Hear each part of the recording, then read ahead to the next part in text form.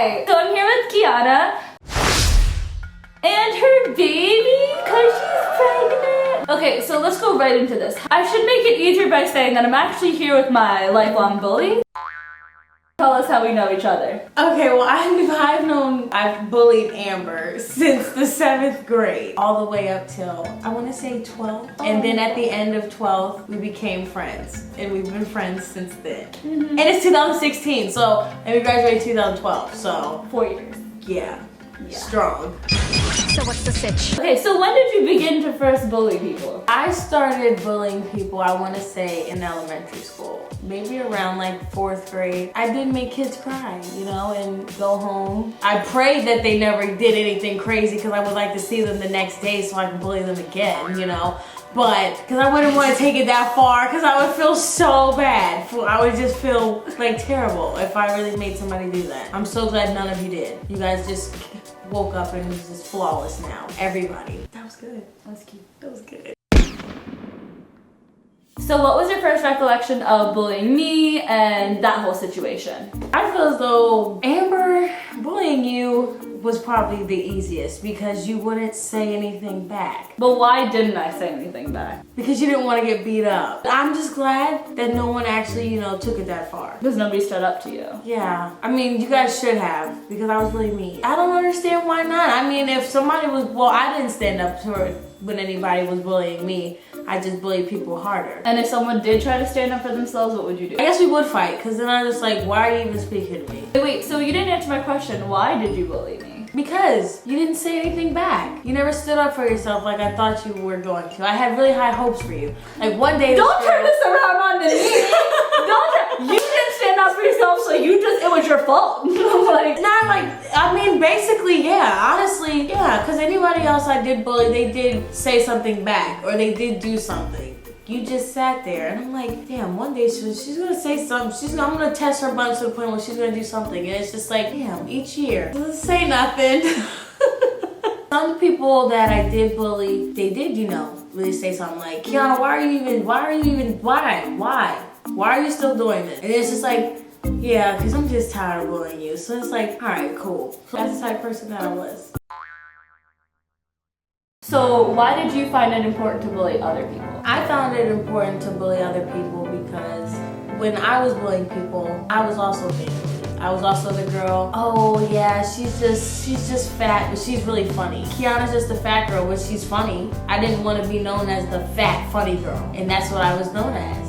And it just used to hurt. It's just like in PE, people used to make fun of me. Oh, Keyonna's sitting on the side, so you know everybody needs to, you know, move down a little bit. It was just hurtful. It's just like, and then I was like one of the biggest kids in middle school. So like standing next to someone else, I felt really uncomfortable. So it was like, you have to be mean because everybody else is being mean. The stares I used to get, the whispers I used to get, it just used to hurt. And then it's like, all right, if somebody felt comfortable hurting me, then how come I can't feel comfortable hurting somebody else? Of course, all the plastics are in the same gym class. Where are the plastics?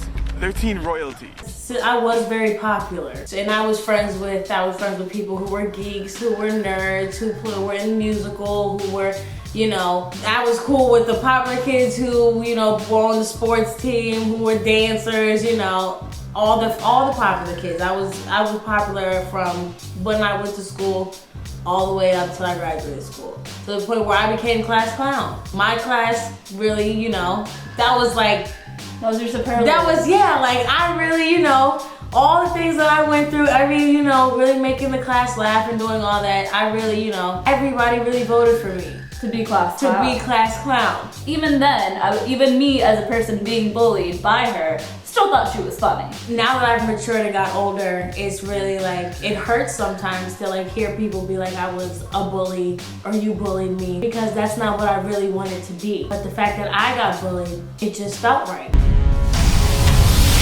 And why do you think it was so easy to get away with it? To get away with bullying all the time? No one's gonna say anything. Including the teachers? Including the teachers, and I wish they would have said something. And honestly, and from the other perspective, I really wish they would have said something too. And they didn't, because it was to the point where I was that funny that I had teachers laughing. Which is terrible. Which is terrible. Do you think that teachers do their jobs keeping children safe from bullying? No, they don't, because I got away with it. I'm thinking in every class. I had someone to bully. Even if a teacher didn't think you were hilarious, how'd you get away with it? Because I was rude to the teacher too. Like, why, don't even, I'm definitely, and my famous line was, I'm not the one. And I made it known like the first day, every time. Which made it a little bit more annoying that you weren't on my side. I know, and I'm because I was a minority. And I'm like, but you were friends with a lot of white people. I was friends with everybody. Every race. God. It didn't matter what race you were. I was cool with at least someone from a different race. I'm telling you. Oh, my favorite was black people. No. What? No. Wait. Brown people. Really? Yeah. You liked us? What do you mean? So why was I any different? I don't know. Maybe because because they actually said something. Yeah, even the people who were brown, I was really friends with. And when I did make fun of them, they really stood up for themselves, you know? And it's not even that I was making fun of their race or anything. Just the type of people they are, I felt as though they were the ones who really, you know, felt like black people. I'm like, okay, they're gonna defend themselves. White people, they're just like, okay. But how do you think that you bullying affected me in my life? And then, okay, so from the beginning, to me, it didn't matter because no one cared when I got bullied. So I didn't care. Because the same thing you were doing, going home and doing, I was going home and doing, but I never made it known. So now that I look back over it, I felt bad. I would feel so bad that someone every day bullied me for no reason, and I never asked. I never asked, why did you bully me? That's one question that I've wanted you to really ask me. Like, why do you bully me?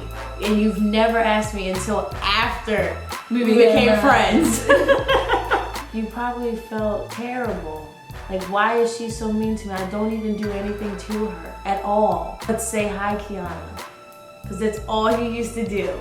And I used to be like, just shut up, Amber. It's true. I'm telling you, those were the words. Hi, Keyonna. I was like, shut up, Amber. And then we just go with the day. But we'd always have a class together.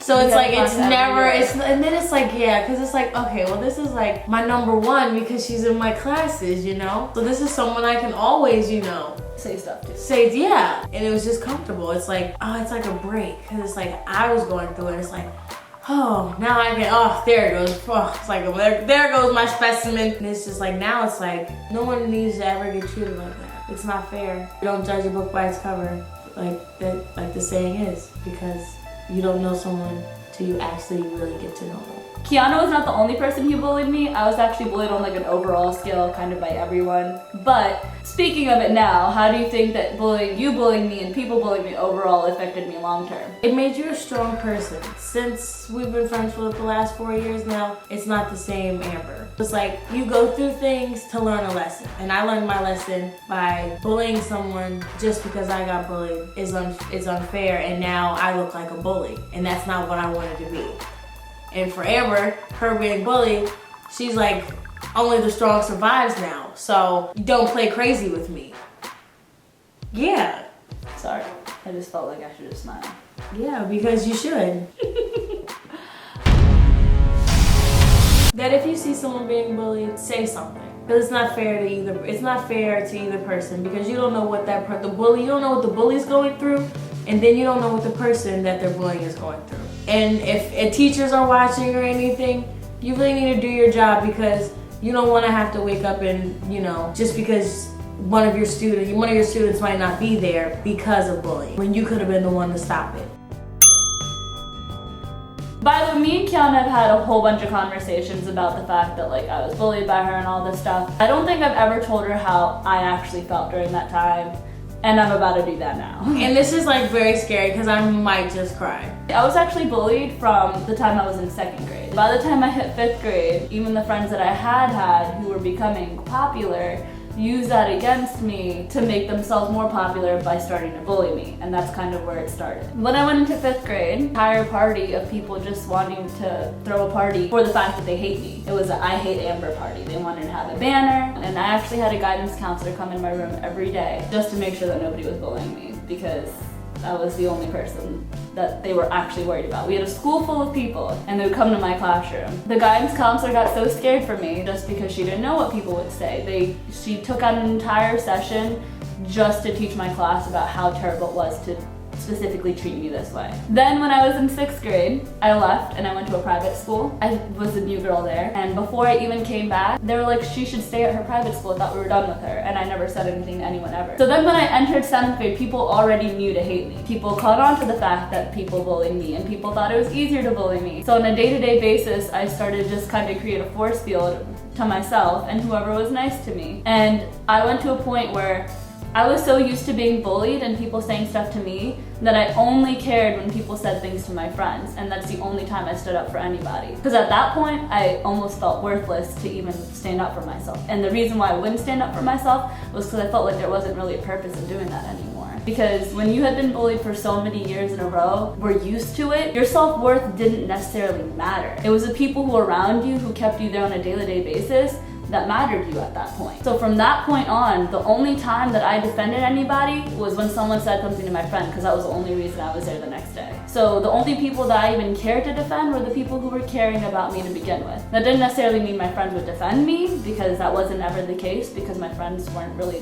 the type of people to defend somebody else. But that's kind of why I never stood up for myself. So it continued on through 7th grade, through 8th grade, through 9th grade, through 10th grade, through 11th grade, and then that's when I got in that fight, if you remember. That's actually where everything changed. Was after I got in that fight, I just realized that I had been taking people's shit for way too long. I started to fight back. I started to care. And that was the point when I became friends with your sister, and I became friends with a lot of people. And I've always been weird. I'm sure you can I'm sure you can agree to this. But I use my weirdness in a way to become my personality, who I am now. Like, I'm still a weird human being. That's not even a question. But I'm okay with it, and I think because I don't care about being weird anymore, which is kind of what makes me who I am. Because if I wasn't weird, I wouldn't be Amber. Like, it just wouldn't happen. So I have to be weird. I want to kind of touch base on the fact that even when I did become friends with your sister, we had a lot of people worried about the fact that I was friends with you and your sister. Yeah, they're like, wow, you're hanging out with Amber? Yes, I'm hanging out with Amber. Honestly, the only people I care about were the people that I became friends with either throughout high school or in my senior year, because that's when I met like you guys became my black sissies. This is my brown sister. And this is my black sister. Like, if anybody messes with her, you definitely have a problem with me. And you know you don't want to have a problem with me. And then I started getting friends like this. Yay! Yeah, so it's like, when you have a bond, it's really unbreakable now. I think that because of me being bullied, I think that now when people say things, it's easier for me to dismiss them. And I also really don't care. Yeah, you just don't care. Like, now, like, you see us? You see our glow up? Please say something now. What can you say now? What can you say now? What can you say now? Honestly, just period. Exactly. Like, I think it's something that we'll agree on is that if we can reflect back to a younger age, that we wish that we could give less of a shit about a person's opinion. Because if I never began to give a shit about anybody's opinion, I wouldn't relate that to my self-worth. Like, to the point where I just didn't fight anyone back. And in your case, you wouldn't have felt worthless to the point where you would bully other people. I got bullied to the point where I almost took my life. And that happens so often. There's so many times that people will go home, they'll just feel like, you know what, I have no purpose in me. Like, School is like your whole life at that point. Yeah, and it's like, why do I want to wake up and go through this every day? I'd rather just die, and then I won't have. No one has to worry about me, and there's no worries or nothing. I won't have to worry anymore. And you know, at that point, you're like, I don't even have to be in this person's presence for them to even say anything. Like, I'm not bothering them anymore if I'm not there. There's so many times where I literally said I wasn't going to school just because someone said that they wish. Like, the amount of times I got told to kill myself throughout middle school and high school, the amount of times I got told, like, I don't even know how the fuck you walk down the hallway looking that way. And it that sounds like something I said. Actually, like, I've had more than like just you say that before. Even in 7th grade, I remember I had to run inside from recess because a group of 6 girls just decided to like make it amongst themselves that they would want to fight me at recess. I didn't even know them. Like, I didn't even know their names. And they just wanted to fight me because I existed. I never wanted to hurt her. It wasn't, like, there was no purpose for it. Like, it's like, and at that point, if I wasn't even fighting back, like, what's the purpose? Right, it's just like, if she's not fighting back, then I just know I'm hurting her emotionally. That's how I felt as a bully. I'd rather hurt you emotionally than physically, you know? Because there's other bullies who do it the other way. Like, I don't even care about your feelings. I'm just gonna put my hands on you. And that's where it's like, you really need to tell somebody. But you know, clearly words do hurt. I don't care what that saying is, words will never hurt me, sticks and stones, it doesn't matter. You don't know how the other person feels. Everybody has feelings. And I think that as a student who was bullied throughout my whole life, who saw the way that teachers handled it, I don't know if you know this, I actually became a teacher because of it. The only reason I'm a teacher today is because of the fact that I wanted to keep kids from bullying others, or that I could begin to teach kids young enough, behave in school, to treat their friends nicely so that they wouldn't get to the point where they either felt the need to bully or feel the need to feel like it's okay to be bullied. And now I'm happy that I'm having a kid. So when I have my kid, I want them to be the opposite of me. I want them to be the ones who go tell and that someone's being bullied or that my child is being bullied. I want you to say something. No one's ever going to bully you because I'm not going to allow it. You know, your mother loves you. I'm always going to have your back. If someone's bullying you, know that I'm going to be there after school. I want to be the parent to step up with any bullying situation. And what if you find out that your child was bullying somebody? I would have to break that habit. It would be my everyday struggle, but if it has to be done, it has to be done. Because there's nothing nice about being a bully. Nothing. Because at the end of the day, you're still getting made fun of because you're a bully. I appreciate Amber asking me to make this video. Even though it's been years, and at first I really was like, oh my gosh, she's about to embarrass me. But I'm just like, no. It wasn't my intention. This was a life lesson, and I learned a lot from it. I became a stronger person by bullying another person. And I became stronger by not giving a shit in the end. Yeah, I'm glad that she doesn't. I'm glad that, you know, for her not sticking up for herself then, I know now that if anybody says anything to her, just beware. Well, thank you for being with me. Thank you too for being with me, both of them. I appreciate you being in this video. Thank you for being my black sissy in life. I actually really do love her. I love Amber. Yeah, I actually love Keyonna. I love her. Like, this is like if she was, you know, everybody knows I love my sister Kenya. Like, Amber is my brown sister. Like, she's my brown Kenya. And this is my black sissy.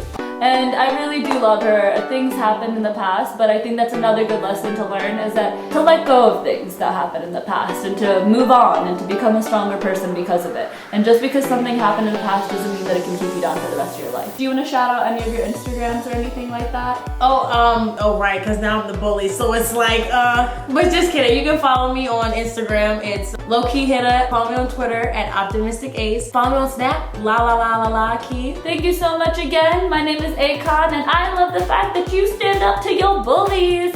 All right, take care.